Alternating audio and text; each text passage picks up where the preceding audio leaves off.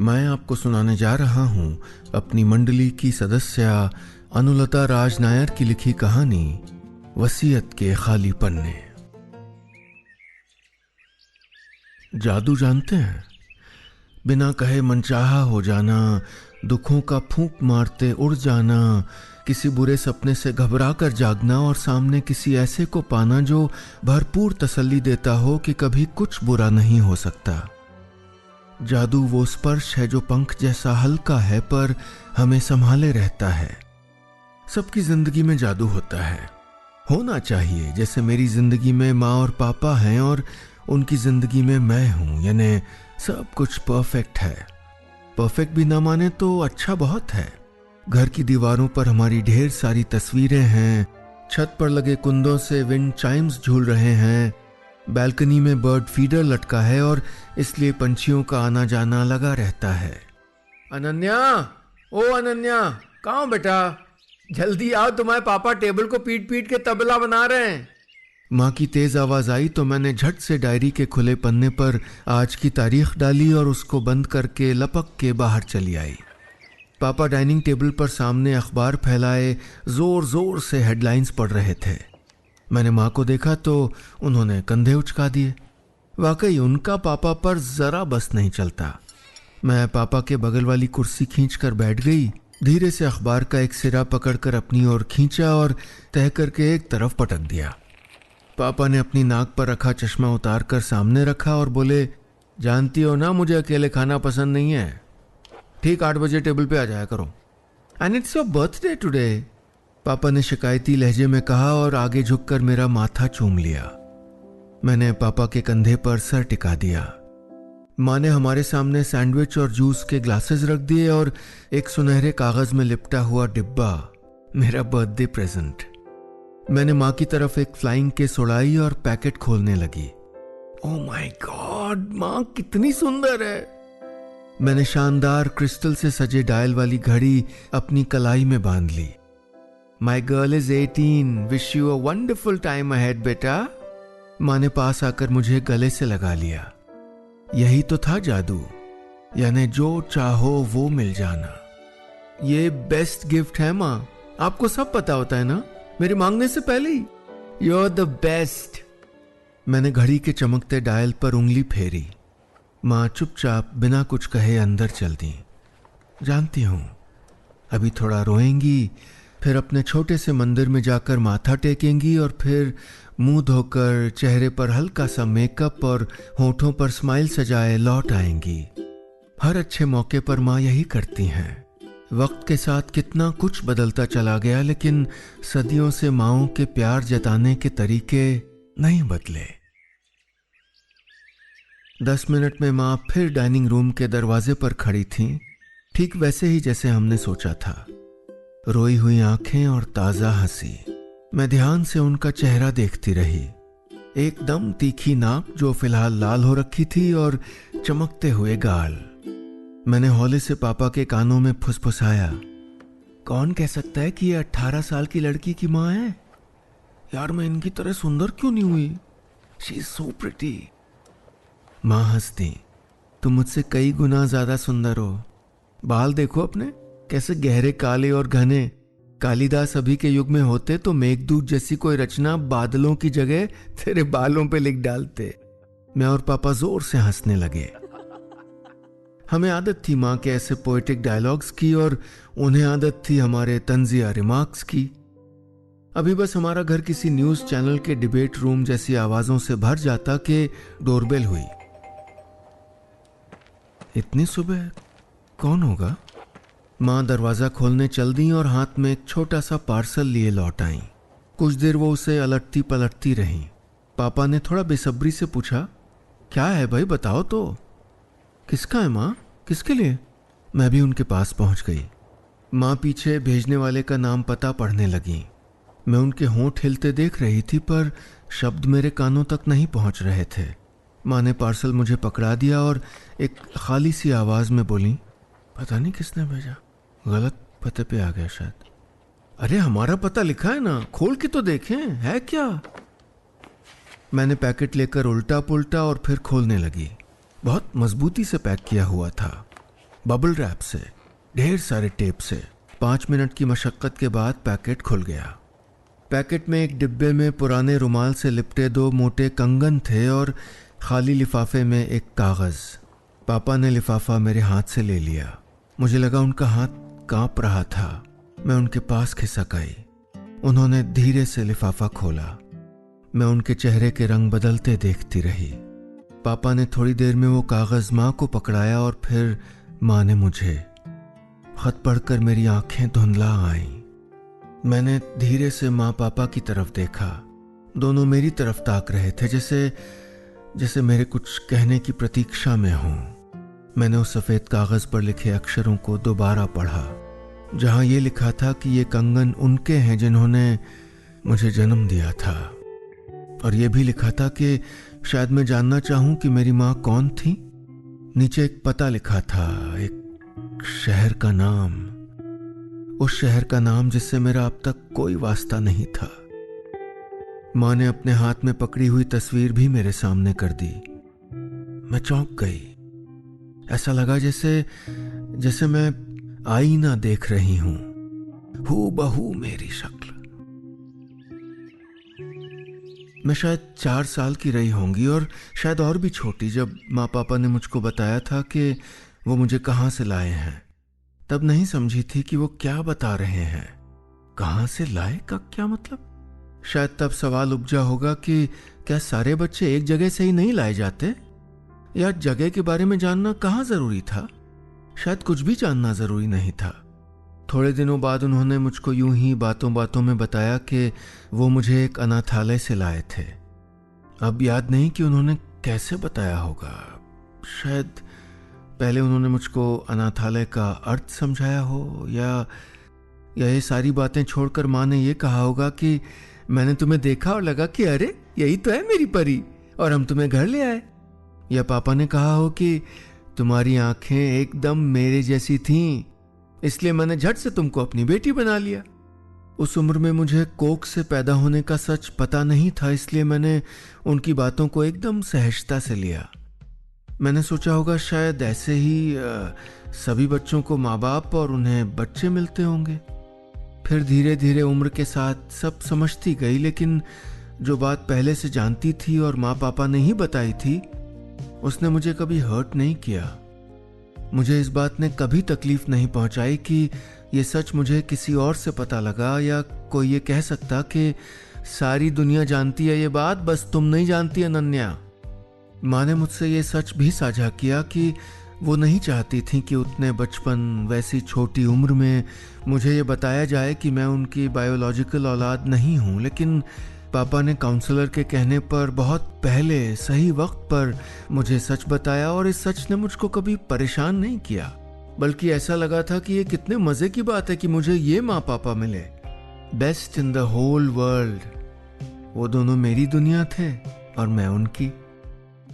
अनन्या, पापा ने कमरे की खामोशी को अपनी खरखराहट भरी आवाज से तोड़ा।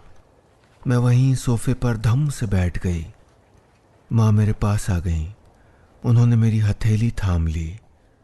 मुझे रोना आया, तेज। कुछ समझ नहीं आ रहा था कि क्या करूं, क्या कहूं। मेरे हाथ में पकड़े कंगनों पर मेरी पकड़ ढीली हो गई, जमीन पर लुढ़क गए। उंगलियों के बीच तस्वीर फंसी रही, तस्वीर जिसमें मुझे मेरा अक्स दिखाई दे रहा था। कुछ बोलो ना माँ, से समथिंग कंफर्टिंग। मैंने किसी तरह रुलाई रोकी। माँ ने मुझे अपने आप से चिपका लिया। वो चुप रही। क्या था जो मुझे दिलासा देता, और किस बात का दिलासा? माँ, मेरे पैदा होने के 18 साल बाद मुझे क्यों पता चलना था कि कौन है जिन्होंने मुझको पैदा किया और पैदा होते ही अपने आप से अलग कर दिया। मैंने माँ को कस के पकड़ लिया। इट्स ओके बेटा, इट्स नॉट इम्पॉर्टेंट। माँ की हथेलियां भी मेरी हथेलियों पर थोड़ा और कस गईं। कुछ देर कमरे में चुप्पी छाई रही। इस घर को आदत नहीं थी ऐसी चुप्पी की, एक पल को भी नहीं। पापा मेरे पास आकर खड़े हो गए और मेरे कंधे थपक कर माँ से बोले, ये कंगन, ये तस्वीर और वो चिट्ठी सब अपनी अलमारी में रख दो। Let's not discuss this anymore. मैंने चुपचाप अपने हाथ में पकड़ी तस्वीर माँ को पकड़ा दी, लेकिन मेरे भीतर 20 सवाल एक के बाद एक उगते जा रहे थे और किसी फांस के जैसे बुरी तरह चुभ रहे थे। सारे सवालों में सबसे ज्यादा जो मुझे कुरेद रहा था वो ये था कि क्या माँ पापा जानते थे कि मेरी माँ कौन है और किस बाप की बेटी हूं मैं, और ये कि वो जिंदा थे। मैं ठीक ठीक नहीं कह सकती कि इससे पहले कभी मेरे मन में यह बात आई हो कि माँ और पापा से मेरा खून का रिश्ता नहीं है। सच कहूं तो मुझे कभी उस रिश्ते को परखने की जरूरत महसूस नहीं हुई। खून का हो या नहीं हो, सब मेरे लिए बेमानी था। उनके लिए भी तो। माँ और पापा मेरी दुनिया थे और मैं उनकी, बस यही सच था। और ये भी कभी नहीं सोचा कि अनाथालय में वो बच्चे भी होंगे जिनके माँ बाप इस दुनिया में जिंदा हैं। हैरान हूं, कभी क्यों नहीं सोचा। पार्सल में आई वो चिट्ठी और उन 2 तंबई रंगत वाले सोने के कंगनों के अलावा जो बात मेरे जहन से नहीं जा रही थी वो थी तस्वीर। उस औरत की तस्वीर जिसने मुझे जन्म दिया था। मेरे भीतर एक तूफान सा उठने लगा था। मैं उसे जितना शांत करने की कोशिश करती उतनी ही ऊंची उछाल मारता। उस रात मुझे थोड़ी देर को भी नींद नहीं आई। अजीब सी कसमसाहट होती रही कि क्या करूं। काश दिमाग में आने वाली तकलीफ दे बातों को भी किसी अलमारी के अंधेरे कोने में बंद किया जा सकता। काश कि हम जिंदगी में होने वाली घटनाओं को पहले से देख सकते, चुन सकते, अच्छे बुरे में सिर्फ अच्छा। सुबह माँ की आवाज से नींद खुली। पापा हमेशा की तरह टेबल थपकते हुए जोर जोर से अखबार पढ़ रहे थे। मैं फ्रेश होकर बाहर निकली तो दोनों ने ध्यान से मुझे देखा। मैं बिना कुछ कहे टेबल के दूसरे छोर पर बैठ गई। माँ ने सामने जूस और टोस्ट रख दिए। मैंने एक घूंट भरा तो लगा हलक में अटक गया हो और वो ठंडा मीठा पानी मेरी देह को नीला कर रहा हो। मैं उठकर अपने कमरे में चली आई। आने वाले दिन पहले जैसे नहीं थे। मेरे भीतर पता नहीं कैसी बेचैनी पैदा हो गई थी जो बढ़ती जा रही थी। सवालों ने बवाल मचा रखा था और जवाब कहीं नहीं थे। सच तो यह है कि सवाल भी बड़े अस्पष्ट थे। नहीं जानती कि आखिर मैं जानना क्या चाहती थी। अपने माँ बाप के बारे में, अपने पुरखों खानदान का आता पता, या ये कि उन्होंने मुझे त्याग क्यों दिया, या ये कि क्या माँ पापा जानते थे कि जिस बच्ची को वो अनाथालय से लाए हैं वो दरअसल अनाथ नहीं थी। उस दिन सुबह उठी तो डरते हुए ही सही मन ने एक फैसला कर लिया था। मैं रोज की तरह टेबल पर आकर बैठ गई और सामने रखा टोस्ट उठाकर कुतरने लगी। शायद गले में भीतर ही भीतर शब्दों को भी कुतर रही थी, कम कर रही थी उनका पैनापन। किसी हालत में भी माँ पापा को हर्ट नहीं करना चाहती थी, लेकिन खुद को भी तकलीफ में नहीं रख सकती थी। जो रात भर में सोचा था, तय किया था, वो कहना जरूरी था। माँ पापा, मैं जाना चाहती हूँ। एक बार जहाँ से वो पार्सल आया था उस एड्रेस तक जाना चाहती हूँ, उस घर तक। छन की आवाज के साथ माँ के हाथ से चम्मच छूट गया। पापा के हाथ में पकड़ा हुआ अखबार जरा सा फड़फड़ाया। बच्चों के कहीं दूर जाने के ख्याल से कांपते होंगे माँ बाप के हाथ, जानती हूँ, लेकिन बिना जाए मुझे चैन नहीं आएगा। मैंने थोड़ी देर उनके कुछ कहने का इंतजार किया, लेकिन वो चुप थे। उन्हें लगा होगा कि मैं ही कुछ कहूंगी, अपने इस फैसले को लेने की ठोस वजह बताऊंगी, या क्या पहले इजाजत लेनी चाहिए थी मुझे। खुलकर कह पाने की हिचक या दूसरे के कह जाने की प्रतीक्षा से ही चुप्पियों को लंबी उम्र मिल जाती है। आखिर माँ की हल्की सिसकियों ने उस सन्नाटे को तोड़ा। क्यों जाना है तुझे वहां अनन्या? और अब क्या फायदा बेटा? माँ मुझे जाना है, जानती हूं कि फायदा क्या, कुछ नुकसान ही होगा, मेरा तकलीफ ही मिलेगी, पर नहीं गई तो चैन से नहीं बैठ पाऊंगी। लेट मी गो माँ, प्लीज। माँ कुछ कहने लगी तो पापा ने उनके कंधे थपक दिए और थोड़ी देर मेरी तरफ देखते रहे। फिर माँ की तरफ पलट के बोले, उसे जाने दो, जाना चाहिए। मैं उठ के पापा के पास आ गई और उन्होंने कस के मुझे गले से लगा लिया। देर तक कुछ बुदबुदाते रहे, कुछ अस्पष्ट सा। थोड़े से जो शब्द मैं समझ पाई वो बस इतने थे, जल्दी लौट आना बेटा।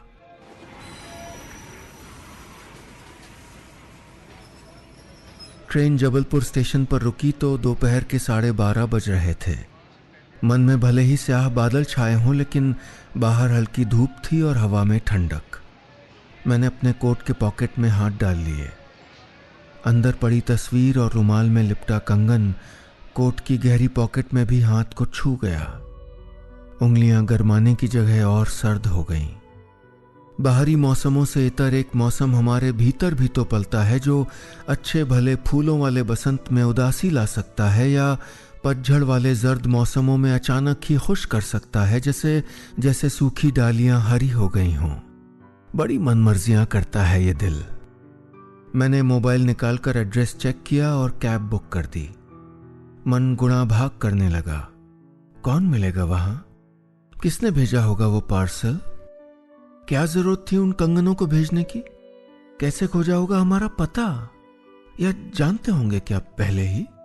स्टेशन से बाहर आई तो एहसास हुआ कि किसी अजनबी शहर में हूं, वरना स्टेशन तो सारे एक जैसे ही नजर आते हैं। वही शोर, वही किताबों के स्टॉल, वही भागते दौड़ते लोग और दूर तक दिखाई देती पटरियां। कैब में बैठी और ओटीपी बताकर आंखें बंद कर लीं। जागते हुए बीती पिछली 2 रातों का असर अब महसूस हो रहा था। मैम पहली बार आई हैं या जबलपुर की हैं? ड्राइवर ने पूछा तो मैंने आंखें खोल दी। पहली बार आई हूं, कहते हुए जरा सा हिचकिचाहट हुई। क्या पता इसी शहर में जन्म हुआ हो मेरा। मैंने ड्राइवर की बातों पर ध्यान लगा दिया। मैडम यहाँ से हाईकोर्ट का रास्ता है और ये सड़क घाट को जाती है। आप अगर कुछ दिन यहाँ हैं तो शाम को ना नर्मदा आरती जरूर देख के आइएगा। कहते हुए वो कुछ देर रुका, फिर बोला, पूजा पाठ करती होंगी ना आप, या नमाज या गुरुद्वारे? मैं हंस दी। सोचने लगी कि क्या तय करता है हमारा धर्म, हमारी आस्था। आज मंदिर जाती हूं, देखती हूं कल कहां जाना होगा। मुझे चुप देखकर वो कैब ड्राइवर विषय बदलकर बाजारों के नाम गिनाने लगा कि मां का फोन आ गया। मेरे उठाते ही बोली, पहुंच गई क्या? कोई मिला वहां? मैं उनकी बेचैनी समझ रही थी। मैंने आवाज को सहज बनाने की कोशिश की। अभी रास्ते में हूं मां, पहुंची नहीं हूं। वो कुछ और कहती या पूछती उसके पहले मैंने फोन डिस्कनेक्ट कर दिया। माँ और मेरे बीच जब भी कोई अनबन होती तो फोन पहले वही काटता जो नाराज रहता। मैं थोड़ा सा परेशान हो गई। मैं माँ से नाराज नहीं थी, मैं तो उनसे नाराज थी जिन्होंने मुझे जन्म दिया और छोड़ दिया किसी और की दया पर। या शायद उनसे भी नाराज नहीं थी। मैं बुरी तरह कंफ्यूज थी। मन जैसे किसी तेज धार में पड़ी नाव जैसा था, डोल रहा था डगमग करता हुआ। कहीं मेरा फैसला गलत तो नहीं था? अपने अतीत को खंगाल कर कहीं मेरा आज तो नहीं बिखर जाएगा? मैं कहीं मां पापा को हर्ट तो नहीं कर रही? 210 में टैक्सी वाले ने कहा तो पैसे देकर उतर गई। टैक्सी जिस घर के सामने रुकी उसके बाहर कोई नेम प्लेट नहीं लगी थी। धुंधला सा मकान नंबर लिखा था बस। अपने बच्चे को खुद से दूर कर देने वाले माँ बाप के घर ऐसे ही होते होंगे शायद। मैंने बैग से बोतल निकालकर पानी गटका। क्यों इतनी कड़वाहट उतर रही है मेरे भीतर? क्यों चली आई थी मैं यहां? मैंने जल्दी से कॉल बेल दबा दी, वरना शायद मैं वापस ही लौट आती। घर का दरवाजा एक बुजुर्ग औरत ने खोला। सफेद बाल और झुर्रियों से भरा चेहरा। ये तो नहीं हो सकती मेरी माँ। वो कुछ देर मेरी तरफ देखती रहीं तो मैंने पॉकेट से कंगन निकालकर हथेली उनके आगे कर दी। अपना नाम बताने का कोई अर्थ नहीं था। उन्होंने कंगन देखते ही मेरी कलाई पकड़ ली और अंदर खींच ले गईं। घर को देखकर लग रहा था जैसे अब वहां कोई नहीं रहता। हर चीज पर कपड़ा डला था। मैं चुपचाप एक कुर्सी पर बैठ गई। मेरी उंगलियों को अब भी उन झुर्रीदार हाथों ने थाम रखा था। मैं कुछ कहती उसके पहले वो बोली, मैं तेरी नानी हूं बेटा। मैं देखती रही चुपचाप। उनके हिलते डुलते होंठ और झर झर झरती आंखें। बीते 20 बरस आहिस्ता आहिस्ता सरकते रहे। उन्होंने बताया कि मेरी माँ अब नहीं है। मैं चुप रही। मुझे कुछ महसूस नहीं हुआ। वो तो मेरे लिए पहले भी नहीं थी। जो है ही नहीं उसको कैसे खोया जा सकता है। नानी मुझे चुप देखकर बिना मेरे किसी सवाल के आगे बताने लगी कि मैं भीतर पल रही हूं। ये बताने में मेरी माँ ने इतनी देर की कि मुझे इस दुनिया में लाना सबकी मजबूरी बन गई थी। मुझसे छुटकारा पाने में उनकी जान को खतरा जो था। मैंने थोड़ी सी हिम्मत बटोर के पूछा, पापा, पिता कौन है? नानी पास रखी मेज पर उंगलियों से कुछ लिखती रही और बोली, नहीं जानती। तेरी माँ ने नाम कभी बताया नहीं बेटा। नानी ने बताया कि उस समय मेरी माँ सिर्फ 20 बरस की थी और मैं किसी प्यार भरे रिश्ते की निशानी नहीं थी, बिल्कुल नहीं। मैं चुपचाप सुनती रही। मुझे अपने से अलग करने की मजबूरी उनके बिना कहे ही मैं समझ चुकी थी। जानती हो, तुम्हें उससे अलग करना हमारे लिए कितना मुश्किल था। उसके बड़े भाई ना होते तो शायद मेरे विरोध को तो वो दबा देती, जिद पे अड़ जाती शायद। नानी धीरे से बोली, जैसे याद नहीं करना चाहती हूं उन बीते दिनों को। मैंने कुछ और नहीं पूछा। बस ये सच थोड़ी राहत दे गया कि मुझे जन्म देने वाली ने मुझे खुद से अलग करना नहीं चाहा था। मेरी जान नहीं लेनी चाहिए थी। कुछ पल को ही सही मैं अपनी मां के लिए अनचाही नहीं रही होंगी। नानी देर तक कुछ कुछ बताती रहीं और बार बार मुझसे माफी मांगती रहीं। मुझे नहीं पता कि वो माफी मुझसे मांग रही थी या अपनी बेटी से जो समय से पहले ये दुनिया छोड़ गई थी। मैं नहीं जानती कि लोग माफी क्यों मांगते हैं और माफ कर दिया कह देने भर से क्या सारी गांठें खुल जाती हैं। ये घर उसके जाने के बाद से बंद पड़ा था। अब पिछले दिनों मेरी तबीयत खराब रहने लगी तो नानी ने उदासी भरी आवाज में कहा, तो मैंने चिहुक के पूछा, तो आखिरी समय यहां उसकी चीजों के साथ। नानी की आवाज कांप रही थी। मैं घर का मुआयना करती रही, टटोलती रही मेरी मां के होने के निशान और मेरे न होने के भी। बहुत देर बाद मैंने हिचकते हुए नानी से पूछा, वो कंगन, वो क्या मां की कुछ वसीयत या आखिरी वक्त कुछ चिट्ठी? मेरी उम्मीद भरे सवाल पर नानी की आंखों में नाउम्मीदी तैर गई। नहीं, कुछ नहीं। उसने तो बरसों से खामोशी ओढ़ ली थी, शायद इसीलिए इतनी जल्दी चली भी गई। ये कंगन मैंने ही तुझ तक पहुंचाए, शायद तेरी मां को थोड़ी शांति मिले। मैं हैरान थी। जो जीते जी छीन लिया उसको मौत के बाद कैसे लौटा सकते हैं? बड़ी मुश्किल से पता खोज पाई थी। नानी बुदबुदाई। मुझे लगा रो दूं और पूछूं कि खोया क्यों था। लगा जोर से चिल्ला पड़ूं कि हर उस इंसान के कान तक मेरी चीख पहुंचे जो मां से मां होने का हक छीनते हैं और बेटी से बेटी होने का भी। मैंने सामने रखा ग्लास उठाकर ढेर सारा पानी गटक लिया और उठ के खड़ी हो गई। नानी चुप थी। मुझे फिर आने को नहीं बोला उन्होंने। मैंने बाहर निकलकर कैब बुक करने के लिए मोबाइल निकाला तो देखा माँ पापा के कई सारे मिस्ड कॉल्स थे और माँ का मैसेज भी, तू लौट आएगी ना अनन्या, और 2 क्वेश्चन मार्क। मुझे माँ के लगाए 2 क्वेश्चन मार्क भीतर तक चुभ गए। बच्चों के लौट आने की तसल्ली पर हर माँ बाप का अधिकार होना चाहिए। मैंने जल्दी से माँ को मैसेज किया, हाँ माँ हाँ, सुबह चाय टोस्ट आपके साथ। माँ का तुरंत जवाब आया, हाँ वरना पापा टेबल को तबला बना के तोड़ नहीं देंगे।